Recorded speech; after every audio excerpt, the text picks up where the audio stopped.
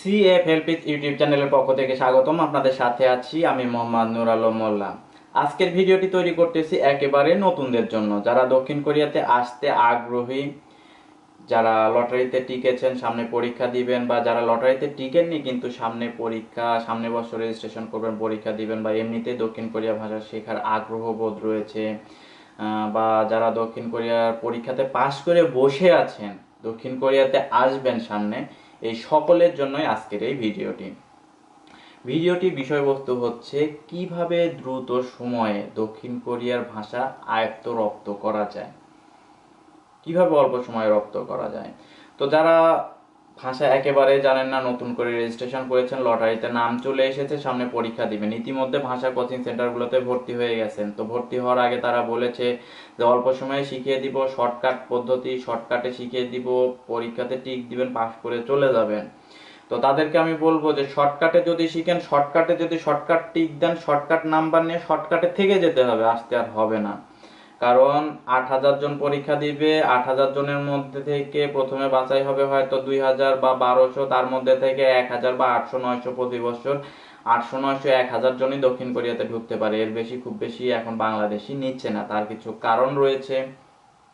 তো মার্কটা বেশি থাকলে, লেভেলটা একটু হাই হলে দ্রুত আসা যায় এবং ভালো অল্প সময়ে চলে আসতে পারা যায়।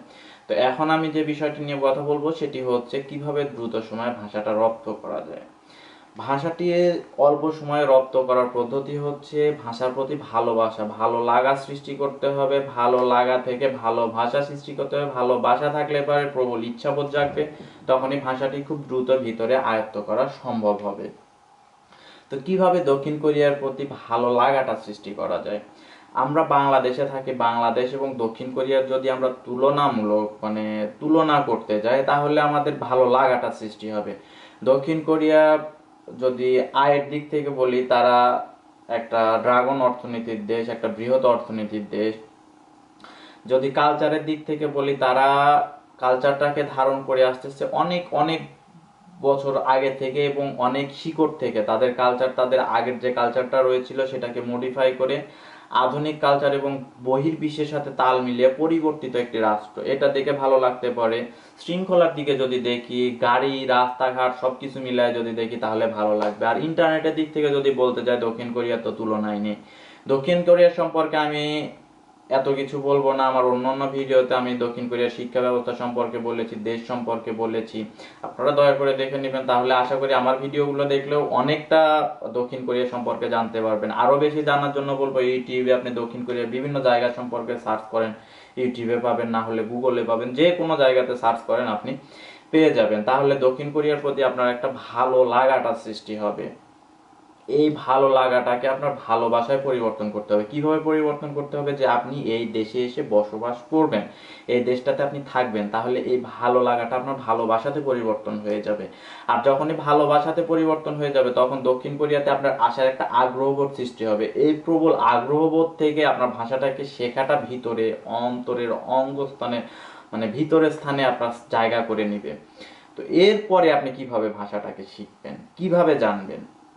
ভাষাটাকে শেখার অনেকগুলো পদ্ধতি রয়েছে, কে কি পদ্ধতি ব্যবহার করে জানি না, তবে আমি যে পদ্ধতিগুলো ব্যবহার করি সেটা আপনাকে বলবো। আপনি ইচ্ছা করলে সেটা ট্রাই করতে দেখতে পারেন, চেষ্টা করে দেখতে পারেন যে আপনার সেভাবে হয় কিনা। আমি যখন দক্ষিণ কোরিয়ার ভাষা শিখেছি, তখন আমি যে জায়গাতে থাকতাম, যে রুমটাতে থাকতাম, সেই রুমের সব জায়গাতে আমি ছোট কাগজে লিখে অথবা সরাসরি লিখে সেখানে লাগাই দিতাম যে এটার নাম হচ্ছে জানালা, জানালাকে দক্ষিণ কোরিয়ায় বলে সাংমুন। এই পাশে আমার দরজা, দরজাকে বলে হচ্ছে মুন বা সুলিপ মুন। তারপরে আমার যে টেবিলটা ছিল, টেবিলকে সেকচাং বলে, আমি সেকচাং লিখে রাখতাম টেবিলে। আমার মনিটরকে মনিটর বলে, কম্পিউটারকে কম্পিউটার বলে, নোটবুককে নোটবুক বলে, তারপর বইকে স্যাক বলে, কলমকে বলপেন বলে, রুলকে ইয়নফিল বলে। এই জিনিসগুলো আমি সব জায়গাতে লিখে রাখতাম। তারপরে আমি যেটা করতাম, সবকিছু, আমি সাইকেল চালাতাম, সাইকেলে লিখে রাখতাম জাজন গো, বাইক চালাইতাম, বাইকে লিখে রাখতাম অটো বাইক, তো সবকিছুতে আমি লিখে রাখতাম, তাতে কি হতো আমার সহজে যে কোনো জায়গাতে গেলে চোখ পড়লে আমার মনে থাকতো যে এই জিনিসটাই এই জিনিসটাই। তাহলে আমার আশেপাশে আনুষঙ্গিক যে বিষয় জিনিসগুলো রয়েছে, আপনি বাংলাদেশে যে জিনিসগুলো ব্যবহার করেন দক্ষিণ কোরিয়াতে এসে সেই জিনিসগুলোই আপনাকে প্রায় ব্যবহার করতে হবে। খুঁটিনাটি অস্ত্রপাতি থেকে শুরু করে ব্যবহারের সমস্ত জিনিস, হাঁড়ি পাতিল সবকিছুই। তো সবকিছুর নাম আপনাকে জানাটা এইভাবে করে রাখলে খুব বেশি সহজ হবে। দ্বিতীয় কথা বলবো যে আপনার ব্যবহার্য জিনিসপত্র যেটা চলে গেল, এখন আপনি ব্যবহারিক যে কাজগুলো প্রতিদিন করেন, যদি বলি ঘুম থেকে ওঠার পরে আপনি ব্রাশ করেন, ব্রাশটাকে কি বলে, ব্রাশ করাটাকে কি বলে, আপনার মুখ ধোয়াটাকে কি বলে, মুখ ধোয়ার পরে আপনি নাস্তা করতে যাচ্ছেন, নাস্তার কোন ফলের নাম কি, কোন সবজির নাম কি, এই বিষয়গুলো আপনি সবগুলো আস্তে আস্তে লিখে রাখেন, ছোট্ট একটা খাতা পকেটে রাখেন, প্রয়োজনে নোট করেন।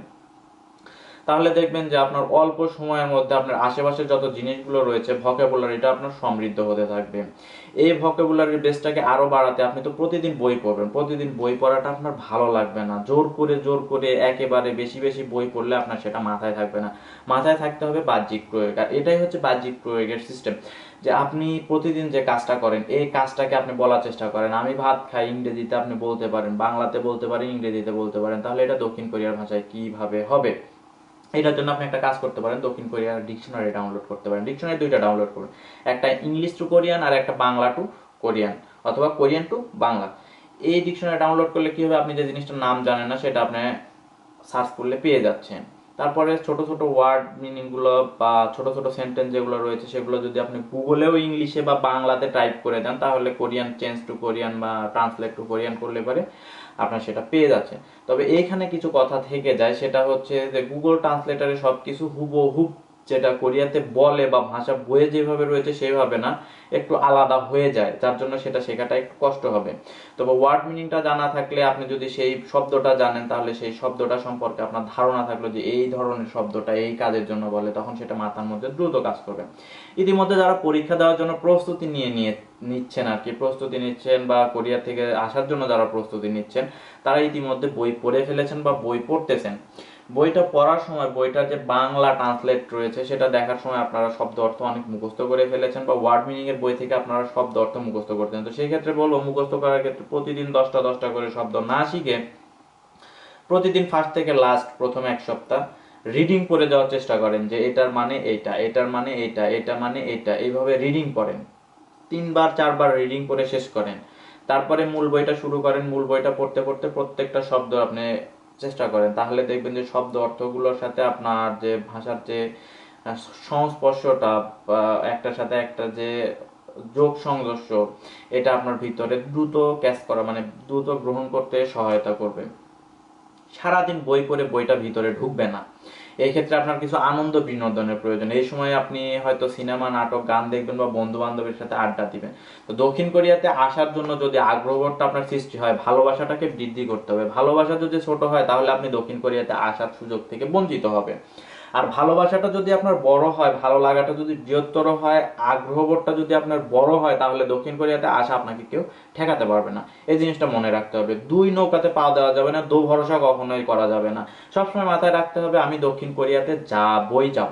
তাহলে দেখা যাবে যে আপনার দক্ষিণ কোরিয়ার প্রতি, কালচারের প্রতি একটা টান হয়ে যাবে। এইখান থেকে আমি বলবো যে আপনি যেহেতু নাটক, সিনেমা, মুভি বা বন্ধুদের সাথে সময় দিবেন, এই পরীক্ষা পর্যন্ত বা পরীক্ষার পর বা দক্ষিণ কোরিয়াতে আসা পর্যন্ত বন্ধু বান্ধবের প্রতি অত বেশি সময় দেওয়ার দরকার নেই, বা বাংলাদেশি নাটক সিনেমার প্রতি অত বেশি সময় দেওয়ার দরকার নেই। দক্ষিণ কোরিয়াতে বিশ্বের মধ্যে, শুধু এইখানে না, গোটা বিশ্বের মধ্যে নাম করা কিছু ব্যবসায়ী সফল নাটক এবং সিনেমা রয়েছে। তার মধ্যে আমি বলতে পারি legend of the blue sea একটা, তারপরে মাই লাভ কামস ফ্রম দ্য স্টার, তারপরে হ্যারিস, এরকম অনেকগুলো নাটক সিনেমা রয়েছে যেগুলো বিশ্বের মধ্যে নাম করা।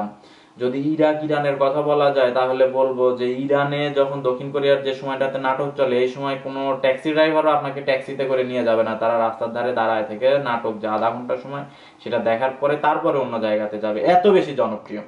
তো সেই নাটকটা যদি আপনি দেখেন, তাহলে নাটকের মধ্যে থেকে আপনি কথার শব্দগুলো, তারা কিভাবে কথাগুলো বলতেছে, তাদের দেশের রাস্তাঘাট, দেশ সম্পর্কে, বসবাস সম্পর্কে অনেক কিছু জানতে পারবেন। শব্দগুলো আপনার মাথার মধ্যে কাজ করবে যে কিভাবে তারা কথাগুলো বলতেছে, কিভাবে উচ্চারণ করতেছে। আমরা বই থেকে যে উচ্চারণগুলো দেখি সেই উচ্চারণগুলো অনেক স্লো মোশনে থাকে।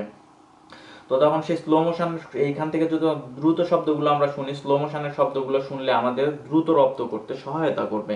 তো আমি বলবো এই 3 মাস বা 2 মাস 1.5 মাস সময় যে যতটুকু সময় পান, এই সময়টুকু কোরিয়ান ভাষা, কোরিয়ান নাটক, সিনেমা, কোরিয়ান কালচার নিয়ে ব্যস্ত থাকেন, তাহলে আপনার কোরিয়ার ভাষাটা দ্রুত রপ্ত করা সহজ হবে। ডিকশনারি ডাউনলোড করেন, প্রতিদিন আপনার যে জিনিসটা জানতে ইচ্ছা হচ্ছে সেই জিনিসটা কি বলে ডাউন বা টাইপ করেন। কোরিয়ান কিবোর্ডে টাইপ করার চেষ্টা করেন।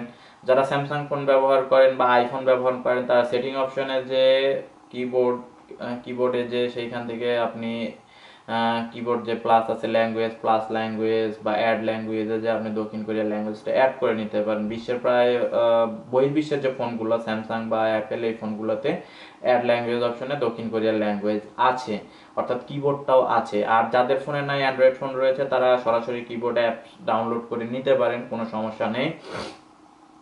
এই হচ্ছে মোটামুটি কথা।